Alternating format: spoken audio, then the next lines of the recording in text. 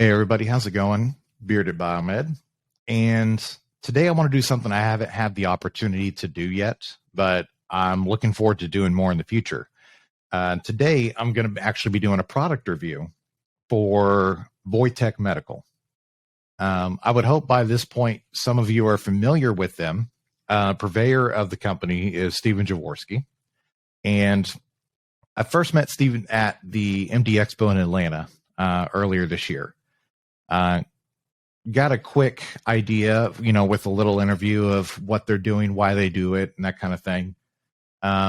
Since that time, he's also sponsored a Beard Happy Hour, that we just recently had, where he just gave out some product to some of you guys that tuned in. And today, I want to actually do a little bit of a deeper dive into what actually this is, what they're doing, and is it a solution for you?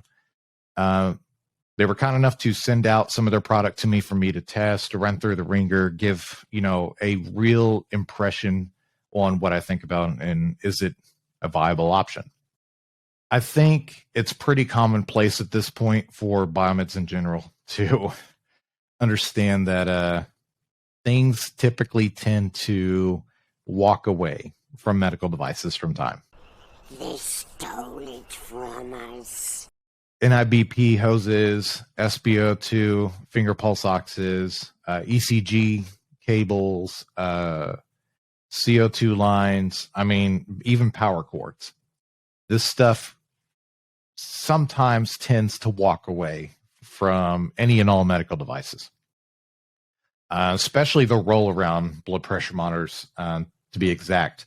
So Stephen came up with the solution of a cable system that essentially mitigates, if not completely eliminates, stuff from walking away from where it should be.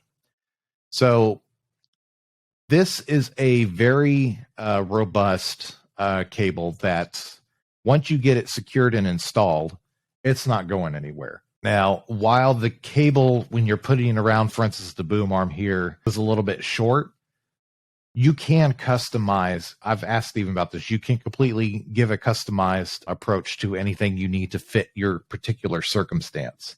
But it wasn't so hindering that it was just not usable. The cable itself is a really high-grade, durable, almost rebar cable that you're not going to cut through. The medical scissors or any kind of cutting device that might be in a medical facility that nurses, clinicians, doctors, anybody might be able to get their hands on, they're not cutting through this cable. I even, decided to take some tree shears to see if it would even break through it. Not a chance. I was almost halfway tempted to break out my skill saw, but if there's a nurse walking around a hospital with a skill saw, I think them cutting through that cable is the least of our concerns. These locking mechanism that holds the cable into place is 3D printed, but it's very durable. It's not something you can just take a hammer to and it's going to crack and break it. Secondly, the hardware used to secure that cable, they had enough foresight to think, what if maybe a nurse or has like a Phillips or a flathead screwdriver? Did I hear a drill? Dale! Power tools. Dale, no power tools! That's not going to work here. They actually utilize a star bit key, which, is something typically only a biomed or maybe a facilities guy might have. But at that point, if a nurse is trying to get something off or they need somebody to get it off for them, they're going to have to notify somebody. And the biggest issue that we come across is that we'll have accessory cables and stuff like that go from monitor to monitor, department to department, and usually this is caused because something goes wrong, it breaks, and a clinician will migrate this cable to another department or another device, and we start getting calls saying, hey, we got all these monitors down with the SpO2, when come to find out it's one bad cable that's just getting reattached to different things. Or somebody from like the ER will go grab a cable from ICU, PACU, and then they're left wanting.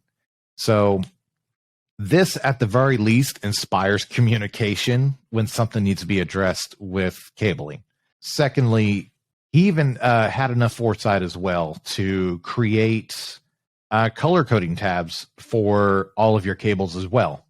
So let's say you got, I don't know, some Accutor 7s all throughout your hospital, right? You got the bear trap cabling hooked up to each device, and ER is color coded red, ICU is colored green, PACU is colored yellow. And then all of a sudden, you're walking around as biomed and you see something that's colored red, but it's in an area with a lot of stuff that's yellow. Why? Then you know stuff's migrating, which happens in every hospital across America. I know I'm not the only one. And this, can prove helpful too when you're doing your biomed PM inspection intervals, because when you can't find something and you notice all this stuff's going across the hospital where it shouldn't be, well, that's a point of contention that you can bring up at the next meeting with C-suite or any department heads as well. So there's some subtle novelties to this that can, impact on the big picture other than just securing cables.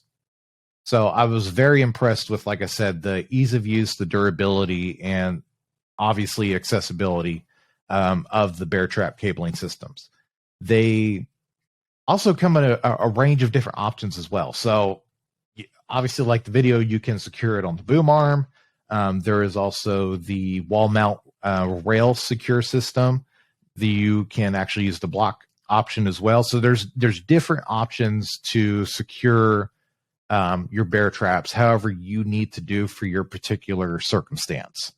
And I'm pretty confident as well that Steve and his team over at Voytek, let's say you have a need for something that they don't currently offer, tell them what your need is, and I'm pretty sure they can come up with a solution to address it.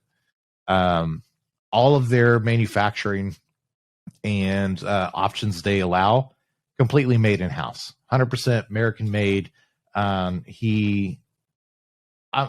impressed with the company as a whole, just because it's a simple solution that nobody was offering at the time, and he went out of his way to, take that dive into addressing it. Now, the next item I want to talk about, which they are not offering as of yet, this is actually the premiere of it, is the Cam 14 trap. So this little guy actually impressed me a lot, because if you're familiar with some of the GE EKG systems, the CAM modules with the plug into the bottom of the module, the pins are very, very delicate. And the plug-in itself into the housing, everything is plastic to plastic. Clinicians are not, let's say, delicate with their accessories, medical devices as a whole. I just do things.